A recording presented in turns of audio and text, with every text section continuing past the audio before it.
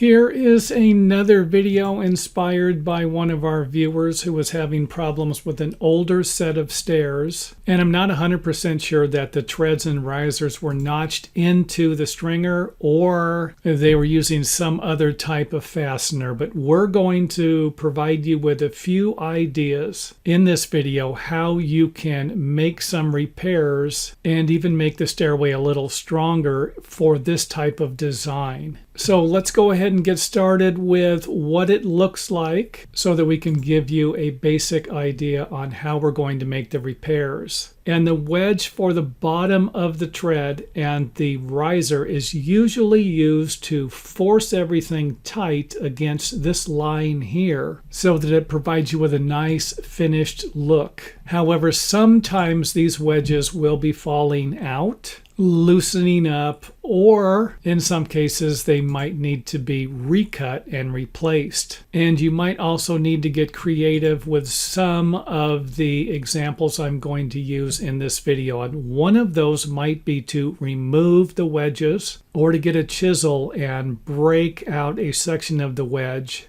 so that you can install some type of repair blocks like these here. And here we're using something that's about 2.5 inches wide, 3/4 of an inch thick, and the length of the pieces will vary. And of course, we are going to attach them with the appropriate screws. For example, maybe 1.5 inches, 2 inches might work just fine for this type of repair, but you can see here where we're replacing the wedges basically with a block. And another thing you can do will be to install screws into the back of the riser and then going into the back of the tread to tighten everything up. And it will be a good idea to pre-drill some holes for these screws to eliminate any type of splitting. And if you do have lumber that is splitting a little too much, then I hate to say it, but you're going to have to replace the damaged lumber. And if you need to, you can always shape one side of these support braces, or you can cut little triangles like these and glue and screw them to the stringers. And these pieces aren't difficult to cut. You just simply grab a square board or a rectangular shaped board and then place it up against the treads and the risers and then draw a line across here. And that can be done with a straight edge, or if you have access to the other side, you can always grab a pencil and draw a line on the other side of the board to create your triangle. Now with something like this, you can glue the back side, the top, and the side where it's going to butt up against the back of the riser and the bottom of the tread. So you can always use adhesive and screws instead of nails and maybe some type of glue you wouldn't be happy with. And of course what it would look like from the other side. And another problem you could run into is that you will need to shape the bottom of this so that this board will fit instead of something like this. This won't work if you're going to be attaching multiple shaped support boards. So keep that in mind also. Something else you could do will be to cut 2x8s or 2x10s, depending upon how bad a shape your stairway is in, and then attach them to the stringer so that you can have some type of support for the riser as well as some support for the tread. And you can attach these again with screws, and you might be able to put some screws in from the other side. And of course you can put some screws in from above to help tighten up the treads and the risers. And you might be able to space these support boards out a little bit and then use the shaped support blocks. And of course you could always have 2 support blocks and then 1 support brace like a 2x8 or a 2x10, or you can have a support block and then a brace, maybe do every other one. Again, this will depend upon the damage done to the stairway. And you could always build a frame like this if the damage was concentrated in one area. However, keep in mind that if you do not firmly attach something like this to the ground or the floor, you could actually end up with something like this raising and lowering as you use the stairway. And of course, you could always put these support braces in the center or use 3 of them on each step. Again, this could be a little pricey doing this type of repair depending upon your lumber cost. So sometimes it is going to be easier to remove and replace the stairway. However, I will not be able to help you with that. And if you need to, watch more videos. And let's not forget that you will be able to attach the treads and the risers to the center support braces also. And this could actually solve one of your problems, because if you think about it, you're usually walking up the center of the stairway, suggesting that this brace might even be more important than the braces on the ends. And of course, another method would be to firmly anchor a plate to the ground and then build some type of a support wall like this one here.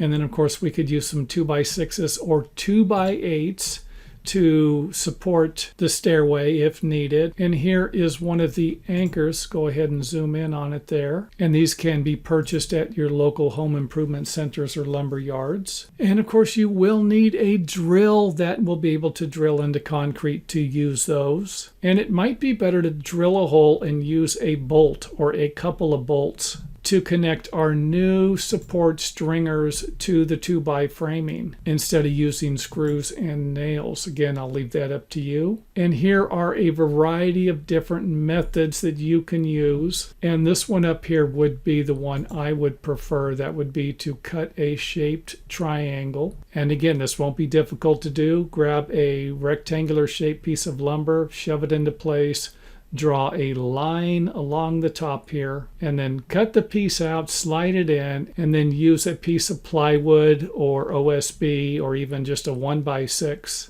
to connect the block to the support stringer. And this one here is just simply a 1x8 shaped to fit.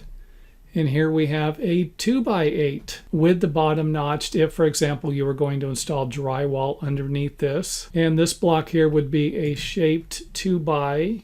And here you can see where the screws are going to be through the treads and risers and then into our new support blocks. And again, you could always use bolts here, drill a hole through both the 2x6 and the 2x4, and then use a carriage bolt or some other type of bolt to connect everything together. And here you can see where we're using a flat board here, and this one here has a shaped cut. And obviously this would be the most difficult cut to make for our support blocks. So something like this might work a little bit better. And again, this is probably going to be the best. And again, you can always come up with your own ideas on this one. And if we put everything together, you can see where we're basically making our own stringers to provide additional support for our stairway that is falling apart. Now again, this is where you need to seriously consider how much work is going to be involved in doing this, other repair methods, and whether or not you need to remove and replace the stairway again.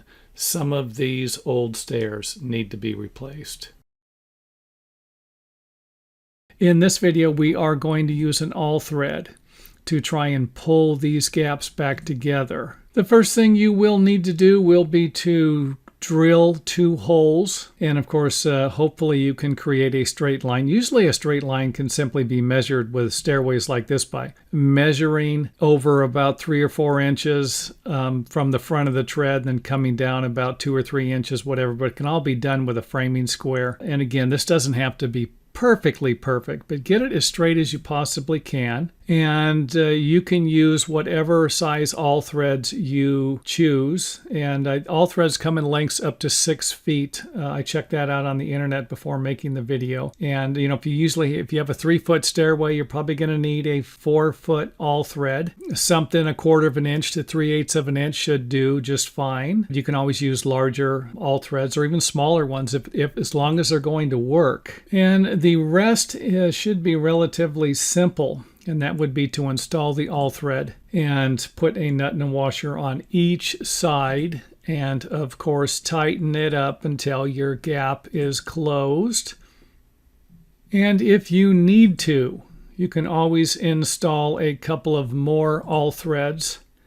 in different locations, maybe 2 foot apart, 4 foot apart, something like that, depending upon the problem with the stairway and the length of the stairway, of course. And another thing I want to show you will be that you can actually use the all threads, or possibly use them, to strengthen the stair treads, or at least a couple of them. If you wanted to install one underneath each stair tread and you want to strengthen a couple of treads if they are weak, you can simply drill the all thread and then use some type of a block, or have it tied up against the tread like we have here, a block here. And the reason why I put the block in is sometimes you're going to have a stairway like this with brackets attached to the stringers that are going to connect the tread to the stringer. If that's the case, you might need to lower this bar here, or all thread. And if that's the case, you might need a block, and use whatever size block you need. And again, these are just suggestions. This isn't something you have to do, just throwing it out there. And if you think it'll work on your project, then go for it.